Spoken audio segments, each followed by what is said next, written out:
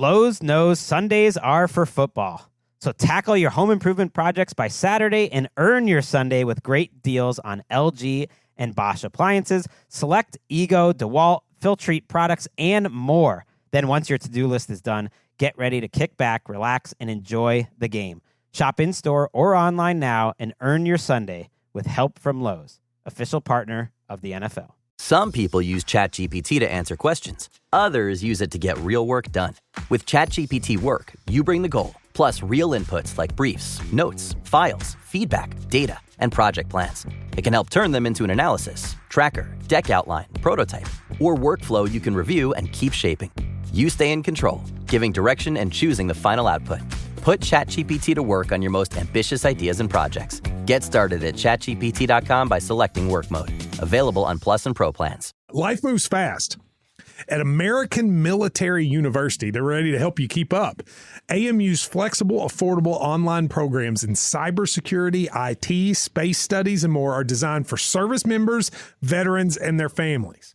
AMU provides the support you need to take the next step wherever life takes you. American Military University. It is made for what's next. Learn more at amu.apus.edu. The following is an exclusive presentation of the Carolina Panthers and the National Football League. Yeah! Touchdown! Panther Talk. Panther Talk. Panther Talk. This is Panther Talk, presented by Firehouse Subs on the Carolina Panthers Radio Network. We just got to shore up the line of scrimmage on both sides and make sure we're fit properly, playing with technique, playing with our hands, getting up and down the line of scrimmage on the defensive side. Offensively, we got to stay on blocks. We got to target better, and we got to get movement. We got to get movement at the point of attack so that these runs can really start to develop. And now, along with Sharon Thorsland and Eugene Robinson, here's Anish Shroff with Panther Talk, live from the Panthers broadcast facility at Bank of America Stadium. Welcome to Panther Talk, Monday, August 17th. Anish Shroff, Eugene Robinson, Sharon Thorsland with you. A lot to unpack. Panthers played a preseason game on Saturday, fell to the Buffalo Bills. The first-team offense had 3 drives, 3 3-and-outs. Not what anybody wanted, but let's start with the positives.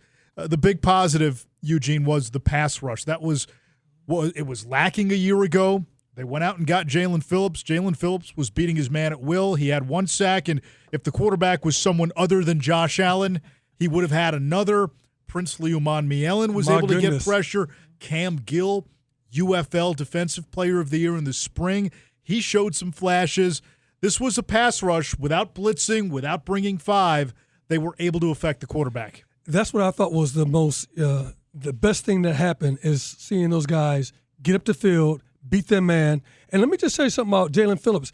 On the second one where after the sack and when Josh Allen got outside the pocket, he had an inside rush. He beat his man on the inside rush and then had the wherewithal to go, let me get outside, BCR, bootleg container reverse, because he has that's his responsibility, and then get a hand and really stop Josh Allen, all right? Josh Allen threw the ball, but I was like, hey, man, blow the whistle or something right there, because that is a really good play. That's a heads-up play, because typically you get beat inside, quarterback gets outside. I mean, you beat a man inside, quarterback gets outside, and now something that was really good turned into be not so good. But he did exactly what he's supposed to do. And so I was like, that's high marks. That's high IQ for Jaelen Phillips. And then I think Princely, man, he's just showing up. He's a guy that's showing up. So if I'm coach, I'm going, Nick Skirton went down. Where's my other guy going to come from? Man, I tell you what, Princely is making a name for himself right now. And the fact that you can have 2 of those guys on the outside doing that type of pass rush, I think it bodes well. That was one of the brightest spots I saw in that game. And Sharon, the other bright spot I thought was Devin Lloyd. Oh, yeah. Wow. I mean, what a difference he is in that interior like that with that middle linebacker spot. I mean, he is just everywhere. I mean, he was everywhere on the field, just sideline to sideline, just forcing plays. I mean, he was just such a such a force in there, and he gets everybody lined up. He takes care of the back end. I mean, he's just a tremendous asset to have in there. You could just see the difference with him out there. And I know that they're still working to see who's going to be starting next to him. But man, he's a difference maker out there, and is a great mentor on the field too to those guys. He's with them as soon as they come off the field. He's talking up to Trevin and to Trevin Wallace and to Claude Charles and those guys, trying to teach them, show them what he's seen and how to react and things like that. So it's going to benefit them as well. But having him out there is definitely a game changer. The very first play of the game for the Buffalo, the very first position, and they ran kind of like off guard to the right-hand side, and I couldn't tell who came up and made that smack, but stopped the running back in his tracks. I said, man, is that Lloyd? Is that Charles? Who is that? And I'm trying to look at the number. I'm like, who just made that definitive statement like, you need to take that somewhere else? And I thought it was Lloyd on that play, and I could not tell, but I'm like saying, man, this dude is making an impact already, because I haven't seen something like that since a Luke Kuechly, since a Dan Morgan, since a John Beeson, since a Thomas Davis. I mean, I hadn't seen that type of ferocity coming up and smacking a man in the mouth, and that was on the very first play of the game. Yeah, and then he blew up another play on that crack toss to the left. You saw it. That was the play that Buffalo ran repeatedly against the Panthers last year when they ran for 200-plus yards in that blowout win. Couldn't stop Cook. We could not stop Cook. Well, guess what? We got a run stopper in there right now, and Devin Lloyd is making a name for himself. And I tell you, I thought that Dan Morgan did a great job, because I was always saying, man, where are our linebackers, man? Where's those guys that make that definitive statement? And we went out and got Jaelen Phillips on that edge, and then we got Devin Lloyd. And Devin Lloyd seems to me to be the guy the missing ingredient. Sharon, one thing that jumped out to me, and again, it's preseason, right? So you don't want to get too far ahead of yourself. Sometimes what you see in preseason is a mirage, but there's a few things that you can extract. One was there was no Derek Brown on Saturday. Clearly he is indispensable, because there were times where the Panthers got pushed around in the trenches, and not having Derek Brown there, there is no one-to-one replacement. Now, you hope he's there for the regular season. He should be, but you need him to stay healthy. On the flip side, on the offensive line, not having Damian Lewis, not having Robert Hunt, that exposed the Panthers' interior offensive line depth big time. Well, and after last year, the past couple of years, we've had this embarrassment of riches with the depth on the offensive line. We're having the same guys back year in and year out. And now with all of the injuries, starting with Ike Ekwonu and Taylor Moton, of course, being out with the blood clots, and then you, like you said, D-Lou is out as well then, and Robert Hunt. If you don't have those guys, there doesn't seem to be somebody there yet who is ready to fill in and take their place. And you would hope that some of these guys are going to get there. Coach Canales was saying this week that it's definitely they're still working hard with Zavala and Brady Christensen. They like their versatility, that they can play all the different positions, and they're still working with them there. But clearly they weren't there against the Bills. And yeah, same thing on the D line. I mean, you got to have DB out there, because he's such a difference maker, and we don't have a guy yet to fill in for him. And Eugene, Brady Christensen's working his way back from a serious Achilles injury. It still seems he's shaking off that rust. Chandler Zavala, this is now year 4. He has a pretty lengthy injury history too, going back to his days at NC State. And we'll talk to Dave Canales later in the show. And when I taped the interview with Coach Canales, part of what he said is we hope the options are inside the building. Yes. But he and Dan Morgan will do their diligence if they need to find an option outside the building. Because you're working with a second string line. Think about that. Sharon, you already mentioned, you said that Taylor Moton's out, Ekwano's out. You got Hunt, you got Lewis, you got Zavala's back, he's hurt. Sometimes he's hurt. You got Brady Christensen. Who are the other guys? You got to have 5 people up there. You got a second string line who now, if they don't go ahead and turn it up, it's going to be just like when the tight end Waller comes in. He has to challenge the room. He has to get people in the room that's going to go ahead and that he can rely on, because I know what Hunt's going to do. I know what Lewis is going to do. I know what my starters are going to go ahead and do. It's my backups, because if I don't have a guy who can step in there and we lose absolutely nothing, then we're in big trouble. And that's where I think that, as Coach Canales is surveying what they have going on, he has to look and go, well, okay, we got to find some guys. And we're not afraid to go find them. And when we built this offensive line, one of Dan Morgan's first moves was signing Robert Hunt and Damian Lewis to big money contracts. They want to build this O-line the way the Saints did with a smaller quarterback in Drew Brees. Guard, center, guard. That's what they want the strength to be, to give Bryce Young a deep pocket where he can drop back and see the field.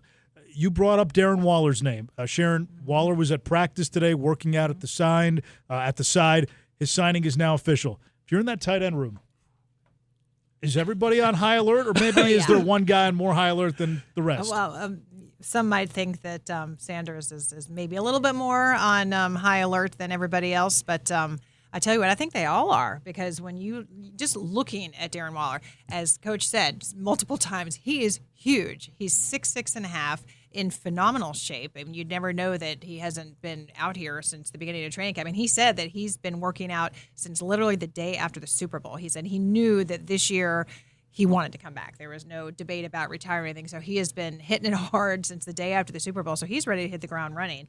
And he's unbelievable. You saw what he did last year in Miami in limited role. I mean, 24 catches, 6 of them for touchdowns. I mean, that's a pretty impressive stat right there. So, but I loved it what he said, though. Somebody asked him, what is your role going to be? How do you see your role on this team? And he said, I have to earn that in practice. So he's not thinking he's going to come in here and usurp somebody and just take over the starting tight end role. I did like that comment that he made today. But you'd have to think that he clearly ascends very high up the chain very quickly just because of who he is and what he brings to the table. Well, that's the football answer that you give. You know, I'm just here to go ahead and see what I can do. But what you're thinking on the flip side of that is when they brought you in, you're looking at the room, you're saying to yourself, oh, I see some weakness here in the room. That's what you're saying. And you go like this, okay, I'm got to go eat. All right, because you're leaving all this food on the table. I'm going to go ahead and go and pick it up. You know, and we're talking about dollars. We're talking about thousands and hundreds of thousands of dollars, millions. That's what we're talking about. And so he sees that there's blood in the water. The coaching staff already like it based on what you've done to us. Man, this is a win-win. And so, of course, I'm going to stay in shape. I'm going to be ready. I'm going to be ready when somebody calls my name, because when I'm going to go in there, I'm going to let everybody know I'm the real truth. And this is not a fluke what you see. It's a move, too, that signals where the Panthers are in their life cycle, in this current life cycle with this group. Because maybe 2 years ago, you say, we'll roll with the room we have. We'll give these guys the extra time to develop. Now you're coming off a playoff season, and getting back to the playoffs is the expectation. And so if you feel that there's somebody in that room that's not producing, or you need a little bit of a boost, whether it's bringing in somebody from the outside to be that guy or to push the rest of the room, you got to make that move. Like this is now, we've kind of elevated in that life cycle. We're not in the cocoon. We're out of the cocoon now. Yeah, the expectations are totally different for Coach Canales and his staff. People are expecting you to win the division outright, not kind of walking it outright, and then do something else with it. And that's what people are expecting. Like, and that's the energy here. I mean, and that's a good thing. That's a great thing. For FanFest, it was 47,000 plus people here looking at a practice. And so because of that, I think the expectations are high, and that's why Dan Morgan and Coach Canales, they have to make some tough decisions, and they're not afraid to make those decisions. Don't get your feelings hurt. This is the National Football League. You look at where they were 2 years ago, and this time in preseason camp, they were scouring potential cuts from other teams. Not for the practice squad, but to fill out the 53. We were getting excited about being number one in waiver priority 2 years ago. Now you're at a point where you're going to have to make hard decisions because there's more depth on the roster. Man, they've got some seriously tough decisions, too, at a bunch of different positions, not just tight end. But you look at the receiver room. Ooh. I mean, they are just loaded, and that's with having, your draft pick sitting on the sidelines with a knee injury. So, and same thing in the running back room. I mean, look what you got. I just talked to A.J. Dillon today, and it's like that's a guy who's been playing extremely well, and he brings with him a load of experience, and he's, fourth on the depth chart right now. So it's they've got a lot of tough decisions at a lot of different positions. So it's definitely a great spot for them to be in as opposed to where we were a couple years ago. We've got a lot on Panther Talk. Jim Szoke sat down with Jasim Reed, one of those wide receivers who's made an impact in training camp and the preseason. He's got a touchdown reception in both preseason games. We'll hear from Jaelen Phillips, and we'll hear from Dave Canales. It's all ahead here on Panther Talk. Marco's Pizza is a proud partner of the Carolina Panthers, serving up handcrafted pizzas all season long. Whether you're celebrating game day with friends and family or enjoying a meal at home, Marco's has you covered. Visit your local Marco's Pizza or order online today. This is the Carolina Panthers Radio Network. This is Panther Talk, presented by Firehouse Subs on the Carolina Panthers Radio Network. Brought to you by Bank of America. What would you like the power to do? We had 3 series. You look up, the first quarter's over. I really wanted to get them somewhere around 20-ish plays. We ended up with 9 on 3 and out, so wanted to give them a little bit more work, but you can't really manufacture that part, and we do have to evaluate the rest of the team as well, so felt like we needed to move on there. But some good things to look at, good stuff to be able to watch film and improve on. Panther Talk continues, and we're joined by Panthers head coach Dave Canales. You've had some time to process the last preseason game. Let's start with, I know what was a feel-good moment, which was seeing Jonathan Brooks back out on the field. What did that mean to you? Yeah, it was an emotional moment for me, and really didn't hit me right away, but it was in the second half as the game kept going on. JB was sitting there. You know, he was out of uniform, out of his pads, but I kind of walked close to him, and I could see the joy on his face, and I got a little emotional, just knowing the journey he's had to get back to just playing the game that he loves, and how much it means to him and his teammates who are all pulling for him. The pass rush, seeing pressure on the quarterbacks without bringing a fifth guy consistently, what do you attribute that to? Lots of work, lots of time on task. Certainly Jaelen Phillips, but you saw Princely, Uman get pressure, Trevis Gibson in different spots, outside and inside, Cam Gill, Thomas Incoom, Aaron Hall, Jared Harrison Hunt, guys just kind of flashing and making some plays and creating a little bit of pressure on the quarterback with our 4-man rushes. But it just goes back to Coach Wash, Coach A.C. Carter, working with these guys, detailing out their hand placement and the transitions in different spots. And that was really good to see. Even though some of those drives went long, got to the red zone, we still were able to generate some rush, forcing them into some long third downs, forcing some field goals early on, and that certainly kept us in the game. When you watch the film, Devin Lloyd, hands are moving. He's getting people lined up. The communication seemed to jump off on the film. Was that kind of what you saw too? Absolutely. Just the instincts, go make the play, knowing where to line up to start, knowing what your fit is, and after that, go get the ball. And he's got that great instinct. Made a really nice play on a stretch. Really a play that they did well against us last year when they came in here. And Devin's here. He ran through it for a TFL and was able to get Cooks down. And that's what we've been looking for him, and just the leadership, the professionalism, the way he approaches his work, even coming out of the game. Played a pretty good game. He's critical about a couple, and one he didn't fit right, and a play pass that he bid on, and some things that he knows he can work on. So love that influence on the whole group. What was your message overall to the first-team offense? Yeah, it all starts up front and making sure that we can get the run game. We didn't get great movement up front, so it put us behind the stick some, second and longs, third and longs, known pass situations, and they rushed us well and put some pressure on us, on Bryce, and would just love to see us get into the flow of what our offense looks like. And it's everybody, it's the group, it's the play call types, it's all the things that we can do better. They didn't feel great about it. And they responded really well with great practices this week, and they're excited to get another opportunity this week. I know you didn't have Damian Lewis and you didn't have Robert Hunt, but for those next guys up, Chandler and Brady coming off the injury, is that a spot where you would potentially add competition, or do you still like the internal options there?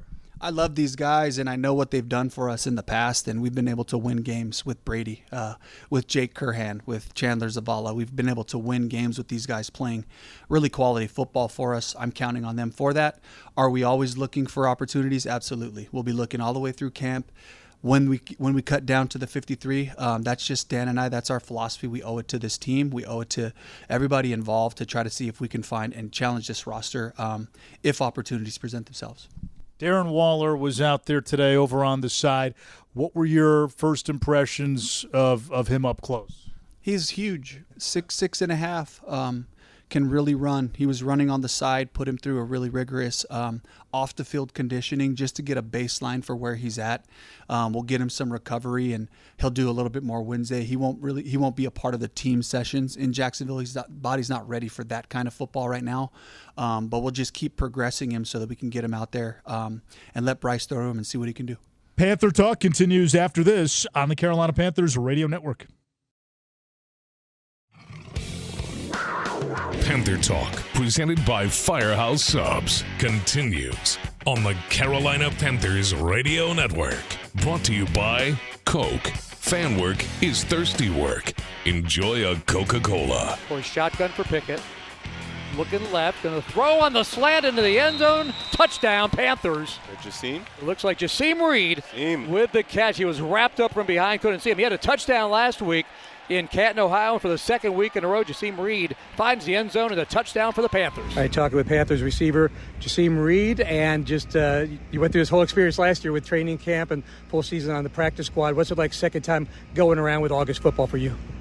I think just for me, I think development, playbook-wise, just knowing the offense a little bit more and being more comfortable in the scheme.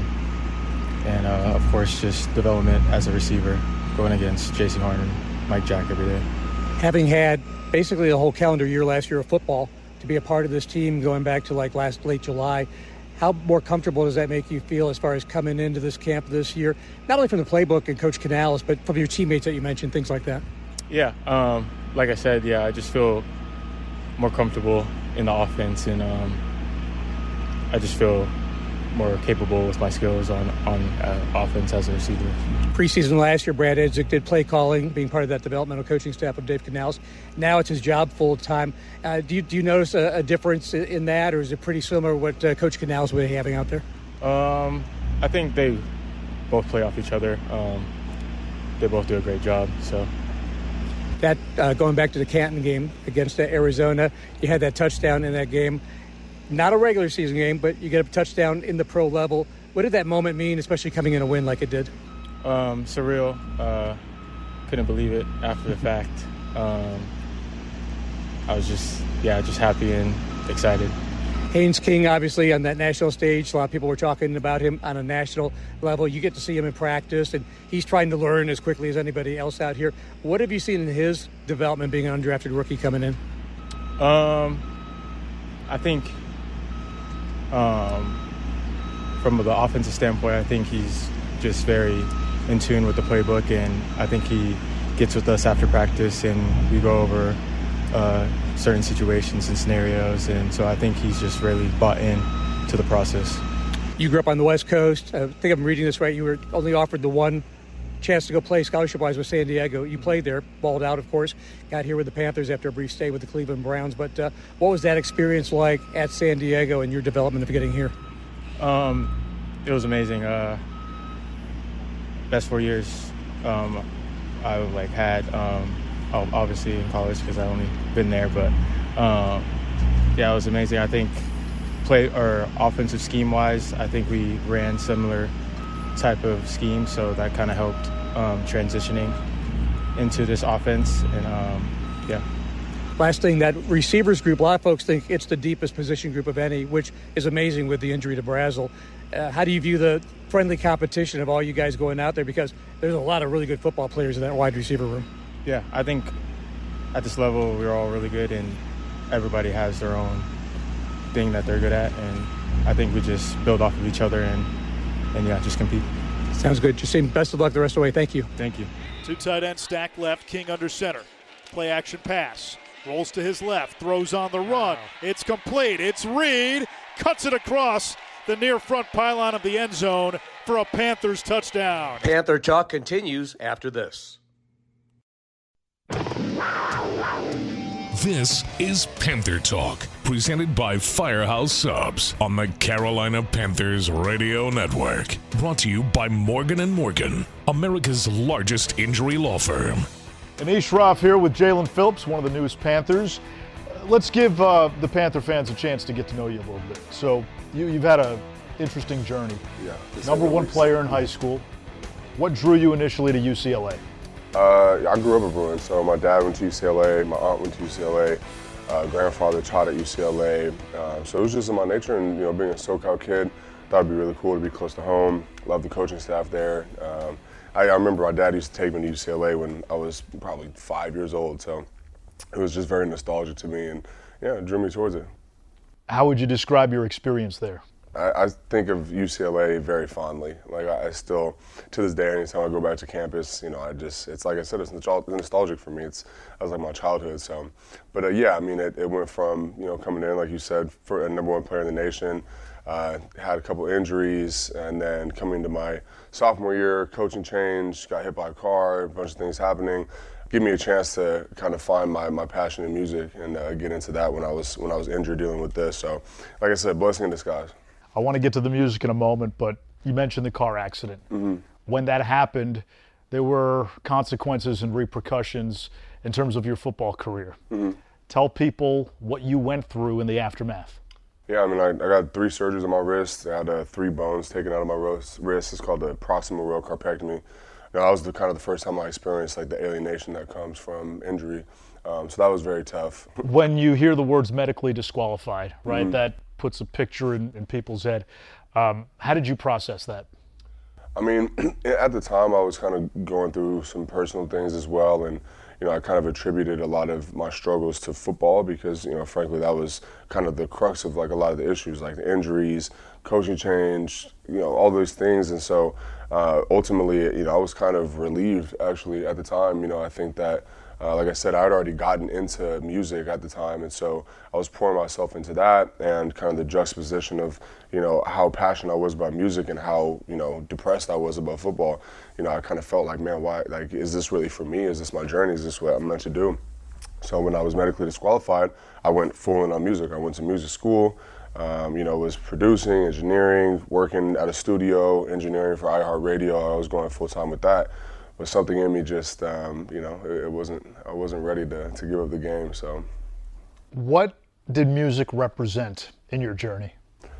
I mean, for me, it was just cathartic. I mean, it allowed me, it gave me an outlet for a lot of the struggles I was going through. It made me passionate about something. It kind of expanded my worldview outside of football. I think up until then, my whole identity and basically my whole life was about football. And so it kind of just gave me an opportunity to be something else. To be something else, exactly. And, I think that's massively important, even for guys playing in the league now. It's like, you see so many guys struggle with life after football, and it kind of just set me up so well for my future. Like, even at this point now in my life where football is obviously my job, it's obviously, my passion, is what I do, but it doesn't define me. And, I'm able to kind of have different outlets and hobbies and stuff outside of football so that, whenever my playing days are over, hopefully the transition will be a little more graceful. Yeah. So, classically trained pianist, what are some classical tunes that people may know that you can play well? Oh man, nothing at this point in my life. But, back in the day, I was rocking some Beethoven, some concertos, and a little Bach maybe. You have Trayvon Merrick, who plays the guitar, playing on the back end of the defense. Is there any chance we get a training camp jam session? Probably not. We're at the facility for like 13 hours a day. Okay. So unless he brings his guitar and I bring my guitar or piano, maybe we can set something up. But, that would be fun. When you've had the ups and downs, #1 player out of high school, what almost was a career-ending injury, you find music, you go to Miami, and then you hear your name called in the NFL draft as a first-round pick. What was that moment like, given all that you had been through? It was incredible, but it was like there was joy to it, but it also, I knew this was just the beginning. So it's not like it was this, moment where, I've made it, everything is great now. Like, there's also pressure that comes with that, and so for me, it was all just kind of a whirlwind. It was crazy. I couldn't believe it, just given everything that I've been through, the fact that, just a year and a half prior, basically, I was retired from football, and then, was fortunate enough to play at the U and get my body back, and then, play well to a point where, like, when I came into my senior year at the U, I was just happy to be there, and I would have been happy with any, round draft pick getting picked up, whatever the case is. And then as the season started to go, got my confidence back, started, hearing my name in talks as first round and stuff like that. I couldn't believe it, and still to this day, I mean, when I look back at my story, man, it's just I'm just so blessed to be here and just thank God for everything that I've been through. When you get to the Panthers, to be in this defense, and they talked all offseason, they needed a pass rusher, and they went and got you. What do you feel makes you a good fit the way this defense is structured? Well, the way the defense is structured, I think that we have a lot of great pieces all around, and I think, more put aside the way the defense is structured schematically, I think the kind of characters that we have on the team, the effort that the guys play with, the drive and tenacity, and just the identity that we're building, I think I fit into that really well. I'm a guy who's passionate, and I play balls for the wall, and I think when you look at everybody at all positions on the defense, everybody is very like-minded when it comes to that. So I'm excited for that. It's a team that's trending up. That parallels your arc, doesn't it? Yeah, I'd say so. Jaelen Phillips. Appreciate it, Jaelen. Thank you. No doubt. Shotgun, Allen in the pocket, under pressure, and down he goes. He's sacked as he falls down backwards at the 17-yard line. Jaelen Phillips, one of the free agent additions, was able to get in there. Panther Talk continues after this on the Carolina Panthers Radio Network. Panther Talk, presented by Firehouse Subs, continues on the Carolina Panthers Radio Network.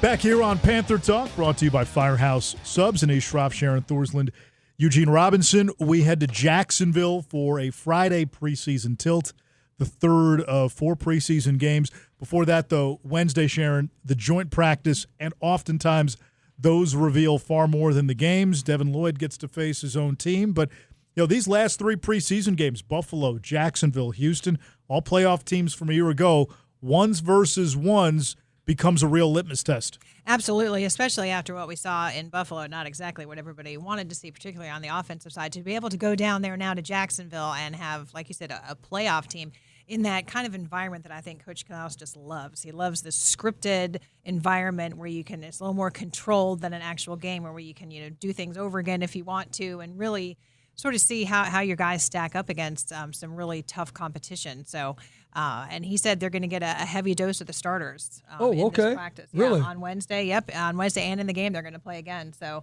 we're going to get a lot of work for the starters against the Jaguars in the practice, and then see more of him again on Friday night. He wants to, probably turn things around from what we saw against the Bills and get them back out there, and hopefully maybe get some of those guys back out there healthy again. Maybe DB will be playing. Maybe we'll get some of the offensive linemen out there again. And get a truer picture, I think, of what this team is actually going to look like. Well, that's great to hear, because I was thinking we got the practice and it's scripted that, man, you can go ahead and see ones versus ones there and whatnot, and then you could go say, okay, I saw enough, and not play in the preseason game. And I was hoping that would not be the case. I think that they got to get their legs under them. The fact that Coach Canales already saw what he saw so far, that says, okay, I throw the alarm, and okay, we got to go ahead and grind. We got to put stuff in.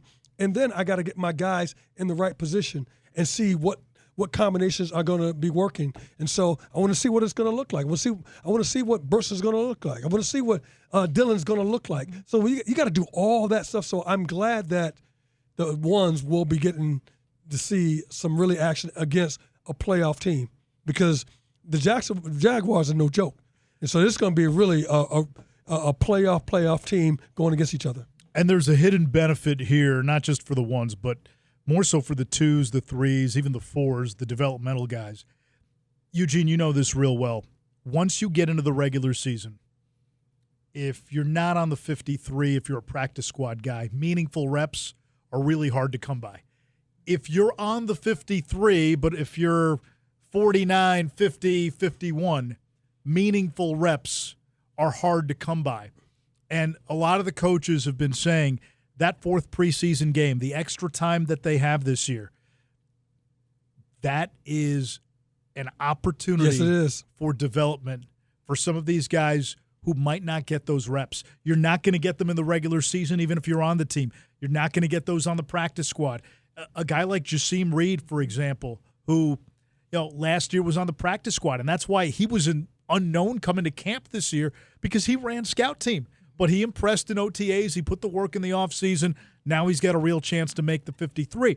How much does he play once the regular season rolls around? The Panthers are healthy, probably not a whole lot.